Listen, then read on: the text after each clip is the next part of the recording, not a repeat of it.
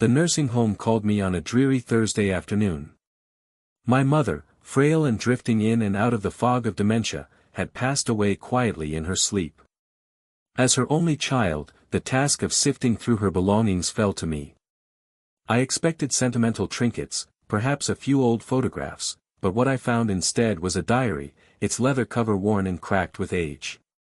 The opening sentence shot through me like a bullet. I never wanted her to find out, but maybe someday she must know.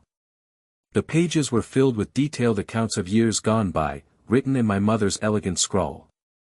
Each entry was a portal into a life I barely recognized as connected to mine. It began innocuously enough, tales of days at work, lunches with friends, and the mundanities of daily life. But as I read on, her words began to weave a darker narrative. In hushed tones, she wrote of a love affair that had blossomed and wilted before I was born. The man she described, not my father whom I had known all my life, was a shadowy figure who haunted her writings. His identity was shrouded in vague descriptions and cryptic allusions, leaving me with more questions than answers. Yet, the entries were not a chronological record but a series of emotional outbursts, secreting snippets of a past she had desperately tried to forget. I was gripped with a sense of urgency, the need to piece together a puzzle whose contours had been deliberately blurred. Every word, every sentence was a thread I pulled at, unraveling the tapestry of my family's history. She deserves to know, but will she forgive me for hiding the truth? One entry read, leaving me breathless. The more I uncovered, the more I realized my life was a labyrinth of deceit, built upon the shaky foundations of half-truths and pretenses. I recalled family gatherings, holidays that now seemed like staged performances, where the actors maintained their scripts to perfection. My father, a stern yet loving man in my memories, became an enigma in light of my mother's revelations. I found myself replaying countless moments in my head, searching for the telltale signs of deception I had been too naive to see. As I sat in the dim light of my living room, the ghost of my mother's voice guided me through the pages. Her fear, regret, and heartache seeped through the ink, casting long shadows of doubts about the man who raised me. The time had come for confrontation. My heart pounded in my chest as I dialed my father's number, each ring echoing with the weight of the impending storm. "Dad, we need to talk," I managed to utter, struggling to keep my composure. His voice, calm and unsuspecting, agreed to meet the following evening. The minutes ticked away slowly, every second an aching reminder of the abyss I was about to dive into. Finally, the day arrived. I found myself sitting across from him at the dining table, the diary resting between us like a loaded gun. "What's this about, sweetheart?" he asked, his affectionate nickname for me now feeling alien and distant. I took a deep breath, the words of my mother echoing in my mind as I opened the diary and began to read aloud. His face, familiar yet suddenly strange, remained as composed as I read. My voice quivered, but I pressed on, compelled by a mixture of anger and hurt. Each word felt like tearing open a wound, both mine and his. I watched him closely for signs of discomfort or guilt, expecting at any moment a denial or an explanation. But there was nothing. Just a stoic mask. "Dad," I finally said, lowering the diary, "is any of this true?" The weight of the silence that followed was crushing. He sat quietly, his fingers interlocked tightly enough that his knuckles whitened. The air was heavy with unspoken truths, the room shrinking under the pressure of years gone by. "I don't know what to say," he began. His voice was a chasm, deep and empty. I wanted him to fill it with words, with explanations that might fit the missing pieces of my understanding. "An affair?" I asked, my voice barely above a whisper. "And not just any affair, but one that might change everything." He didn't flinch but sighed heavily, like a man exhausted from a lifelong secret. "I wanted to protect you," he said. "Your mother and I, we thought it best. You were just a baby, Emma. We didn't want to complicate things." The simplicity of his statement was almost infuriating. "Complicate things?" I echoed, bitterness lacing my voice. "My whole life feels like a lie now. Was it just easier to pretend?" He hesitated, his eyes reflecting the turmoil inside. Your mother was scared. I was scared. We didn't want you to grow up in the shadow of our mistakes. We thought if we could act normal enough, you might never have to know. Normal enough? Dad, this isn't some minor secret, this is my identity we're talking about. I couldn't mask the tremble in my words. The rupture between us seemed irreparable at that moment. Who was he? The man she wrote about. The man who could be my real father. His gaze fell away, and he seemed to retreat into himself. Ralph, he said after a long pause. Ralph Godfrey. He was your mother's first love. They'd met in college, but circumstances pulled them apart. By the time they reconnected, it was already too late. His confession unraveled parts of my mother's diary that I hadn't fully understood. Ralph Godfrey. A name that was foreign yet pivotal, the silent link in a chain of hidden truths. I needed to know more, to understand who this man was and why he had become nothing more than a secret. But why did she choose you? I asked, a question that seemed to stand at the heart of this tangled web. Ralph was a good man, my father began, his voice tinged with old respect. But he was always moving, always on the edge of something new. He wasn't ready for a family, and your mother, she needed stability. And so you stepped in? I said. It was less an accusation and more a plea for clarity. I loved her, Emma. I loved you. From the moment I knew you might be mine, I wanted you to be mine. Being your father was never a duty, it was my choice. His words bore a sincerity that moved something within me, yet couldn't erase the anger simmering beneath the surface. I needed more than his remorse, I needed understanding, closure. You should have told me, I finally said. Both of you. Your silence cost us an honest relationship. Don't you see that? He nodded, a resigned acknowledgement of a mistake made long ago. I know, he admitted softly, and I'm sorry. We were wrong to hide it. The moment hung between us, the silent acknowledgement of a shared but broken past. I knew our relationship would never be the same. A new layer had been peeled back, altering the landscape of my reality forever. However, this wasn't the end. The diary still held secrets I hadn't yet explored, and questions about Ralph that remained unanswered. My journey was only beginning, and I knew I needed to face whatever truths lay ahead. As I left my father that evening, we shared a brief, tentative hug. It was a silent promise to navigate this storm together, however turbulent it might become. But as I stepped out into the cold night, I felt the weight of my newfound knowledge settle heavily on my shoulders. The world seemed different now, blurred around the edges, out of focus.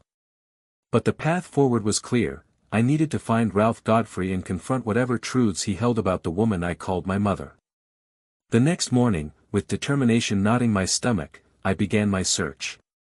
My inquiries started small: public records, social media, any trace that might lead me to the man my mother once loved and who, by all accounts, might be my biological father. Each piece of information felt like a breadcrumb leading through a dark forest. I unearthed old photographs, grainy and sepia-toned, of Ralph with my mother, their faces radiating the carefree joy of young love. There was an address, outdated but a starting point nonetheless. As I pieced together fragments of his life, I recognized patterns similar to my own: an affinity for literature, art, a disdain for the mundane. Ralph seemed like a man who lived through his passions, much like the echoes of my own unfulfilled dreams.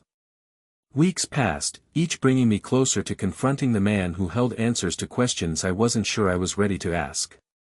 But the diary had set something in motion, an unstoppable force urging me forward. The day finally came when I stood before a modest, weathered house nestled in the outskirts of a sleepy town. Each step up the gravel path echoed my heartbeat, the anticipation like electricity in my veins. I knocked, a hesitant rap that belied my inner turmoil. Moments stretched into eternity before the door opened to reveal an older man, his hair silver, eyes sharp and inquisitive. He wore the years gracefully, with a quiet dignity that seemed to recognize me in some intangible way. Ralph Godfrey? I asked, my voice barely steady. Yes. His response came with a hint of puzzlement, eyes searching mine for a trace of familiarity. Emma, I said, my heart pounding. Emma Carter. Recognition flickered across his face, a whisper of something kindled and extinguished long ago. Emma, he repeated, almost reverently. I see. As we stood face to face, I realized this encounter was not the conclusion but another beginning. The diary's secrets had led me here, and the truth of my existence lay waiting to be unveiled.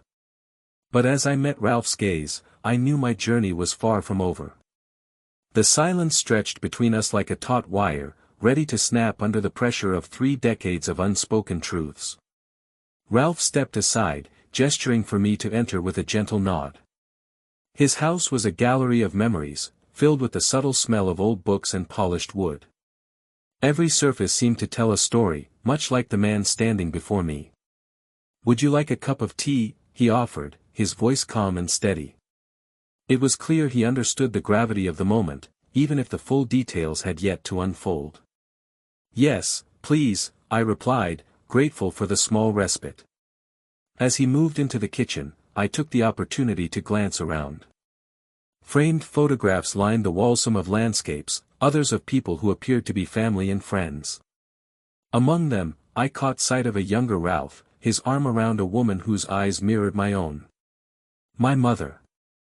That's your mother and I, many years ago, Ralph said from the kitchen, almost as if he sensed where my attention had drifted. We were happy once, in our own complicated way. I approached the photograph, examining it closely. The love and warmth captured in that frozen moment was palpable. My fingers brushed against the glass as if attempting to touch that intangible piece of my origin. Moments later, Ralph returned, 2 steaming mugs in hand. We settled into the living room, an air of expectancy swirling around us like autumn leaves caught in the wind. Your mother was an extraordinary woman, he began, his eyes softening with the memory. When we first met, I was captivated by her spirit, her laughter, her unwavering passion for life. It was infectious. His reminiscence was like a slow dance through history, allowing me to see my mother through a lens I had never known. But alongside the warmth, there was a shadow. What happened? I asked, needing to understand the choices that had shaped my existence. Why didn't you stay together? Ralph sighed, taking a sip of his tea. Life isn't always about what you want, but about what you choose. Your mother and I, we made choices. Some out of love, others out of fear. When it became clear we wanted different things, we parted ways. She wanted security, a stable home for you, and I needed to wander. His candidness was disarming, his confession tinged with regret and acceptance. I could see how my mother's desire for stability had drawn her to my father, a decision steeped in pragmatism over passion. Did you know about me? I pressed, the question edging on desperation. That I might be yours? Ralph's expression shifted, a flicker of sorrow dancing across his features. Your mother told me, yes. And there were nights, countless nights, when I wondered about you, imagined a life where things were different. But it was her choice to make, and I respected that. His words were a balm and a burden, offering some relief but also a poignant reminder of the life that might have been. I always wondered if I was meant to know you, I admitted, my voice carrying the weight of years. He nodded thoughtfully. Perhaps you were. The world has a way of bringing things full circle, doesn't it? As the afternoon light filtered through the windows, painting golden patterns on the floor, I realized how much I had longed for this connection. Yet, there was so much more beneath the surface, more layers of the story untold. Tell me about yourself, Emma, Ralph prompted gently, shifting the spotlight to my life. I'd like to know the person you've become. The unexpected request caught me off guard, but a part of me yearned to bridge the past with the present. I recounted bits of my life, snapshots of my childhood, my passions and dreams. As I spoke, Ralph listened intently, weaving the threads of my narrative into his understanding of who I had become. Throughout our conversation, I felt a growing sense of belonging, a feeling I hadn't anticipated. This man, a stranger in so many ways, shared a part of me I was only just discovering. It was both exhilarating and terrifying to explore this new facet of my identity. But amidst the warmth of our exchange, another question lingered, unasked and unresolved. Is it possible to know for certain? I finally inquired, the implications of my question hanging in the air. Ralph understood immediately. A DNA test, he asked, not unkindly. I nodded. It could confirm everything: the diary, my mother's words, this newfound connection. He considered this for a moment, his expression thoughtful. If it brings you peace, then yes, I'd be willing. The simplicity of his response was comforting, his willingness to navigate these uncharted waters alongside me offering a glimmer of hope. We spent the afternoon entwined in stories, piecing together fragments of the past with the threads of the present. The more Ralph and I talked, the more I realized how intertwined our lives had been, even without knowing one another. It was as if the universe had been silently orchestrating this reunion, patiently waiting for the right moment to bring the truth to light. As the sun dipped below the horizon, casting long shadows through the room, I knew it was time to leave. The promise of a future DNA test hung between us, a bridge spanning the chasm of uncertainty. Thank you, Ralph, I said as I rose to leave, the words carrying an immense gratitude for his openness. He walked me to the door, his presence a quiet strength beside me. No matter what, Emma, you have a home here, he assured, the sincerity in his voice wrapping around me like a warm blanket. With a final, tentative hug, I stepped out into the cool dusk, my heart a whirlwind of emotions: hope, fear, sadness, and excitement. The road ahead seemed uncertain, but for the first time in weeks, I felt a sense of purpose. I would uncover the truth, no matter where it led, and in doing so, finally come to terms with the legacy of my parents' choices. As I drove away, Ralph stood on the porch, a solitary figure silhouetted against the fading light. I glanced back, knowing that whatever the future might hold, today had marked the beginning of a new chapter in both our lives. I was determined to face whatever revelations lay ahead, armed with the knowledge that I was no longer navigating this journey alone. In the days that followed my meeting with Ralph, the anticipation of the DNA test results consumed me. With every passing moment, I found myself oscillating between hope and trepidation. The diary and my conversations with Ralph had already altered the landscape of my life, but the results would provide the definitive answer I needed to move forward. I spoke with my father regularly. Our relationship, although strained, had taken on a new dimension of honesty. There was an unspoken understanding that the truth, however painful, was a journey we were undertaking together. One evening, my father called. He sounded more at peace than I had heard him in weeks. Emma, he began, his voice laced with a gentle resolve, I've been thinking a lot about everything. I want you to know that regardless of what the test says, nothing changes how much I love you. His reassurance was a balm to my anxiety. Thank you, Dad. That means a lot. I'm glad we're facing this together. As the day of the results approached, I find myself returning to the diary, tracing my mother's words with my fingers as though trying to feel her presence once more. Her entries were filled with both love and regret, a haunting testament to the choices she had made. On the morning the results were due to arrive, I sat alone in my living room, the weight of expectation pressing down on me. The envelope arrived by mail, its ordinary appearance belying the magnitude of its contents. My hands trembled as I slid it open, the rustle of paper echoing in the quiet room. There it was in black and white, confirmation. Ralph Godfrey was indeed my biological father. The finality of the words hit me with a surge of emotion I hadn't anticipated, part relief, part sorrow, and a strange, liberating joy. I needed to tell him. I dialed Ralph's number, my heart thudding in my chest. His greeting was warm, his voice a welcome anchor amidst my swirling emotions. Ralph, I began, struggling to find the right words.